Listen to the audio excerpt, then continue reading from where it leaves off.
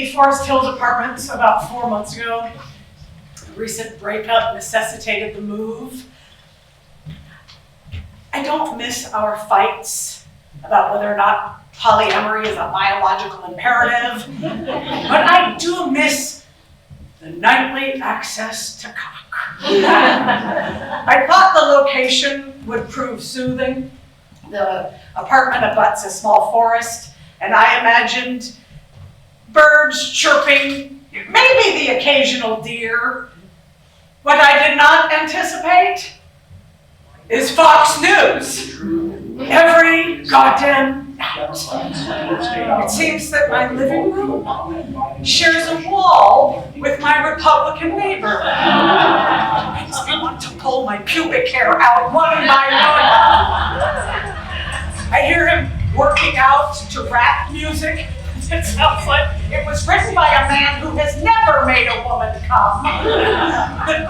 His grunts are rhythmic and strange. Oh, and the thump of the weights falling back to the floor. It sets my teeth on edge. Oh, and every night, the sound of muffled porn. At least he has the decency to turn that down. And then 5 minutes, like clockwork, maybe less, his strangled.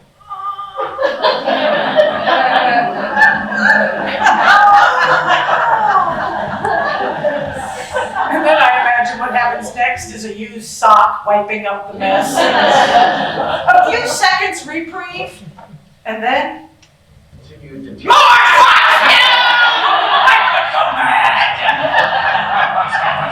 I begin to fantasize about what I would do if I found him alone in the laundry room without his Sean Hannity and his MAGA hat.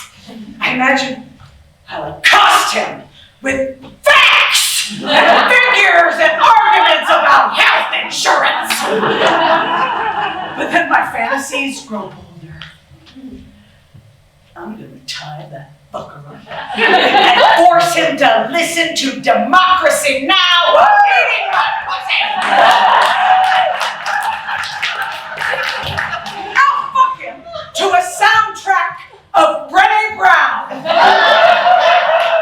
only allow him to come when he displays signs of actual empathy. I'm a teeny bit obsessed. Could you fuck someone into giving a fuck? I begin to casually collect the things that I thought I might need. Oh, this old pair of pantyhose could be used as rope. I was looking at my kitchen chair and I was like, I wonder if it'll be sturdy enough to hold his weight. But of course, I thought about the practical considerations. How to muffle any screams. Would he be missed at work? But it was the weather that turned things in my direction.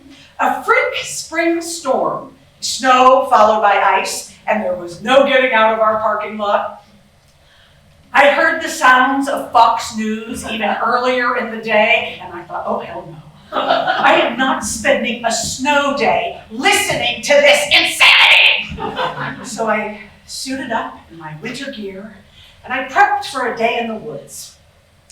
But when I left my house, I saw him in the parking lot, trying to chip the ice off his windshield with a spatula. You're gonna try and drive in this weather? I called out. He said, well, I have to try. I don't want to get fired. I had no idea of his job at that hit me. I don't want anybody to suffer under late-stage capitalism. Do you want a note from your neighbor that you really, really tried? He laughed and said, well, I don't think my boss would care, but I'm not getting anywhere. I don't think the buses are running. Yeah, this storm, it really took everybody by surprise. Hey, do you want to come over later for dinner? I grabbed myself saying. He shows up at 6 with a case of beer. And I'm making pasta, nothing fancy, garlic, tomatoes, basil from the little pot on my windowsill. And he watches as I tear the leaves, and he asks me what it is. So I hold it under his nose, and he goes quiet. He's never had fresh basil. He didn't know it didn't come dry.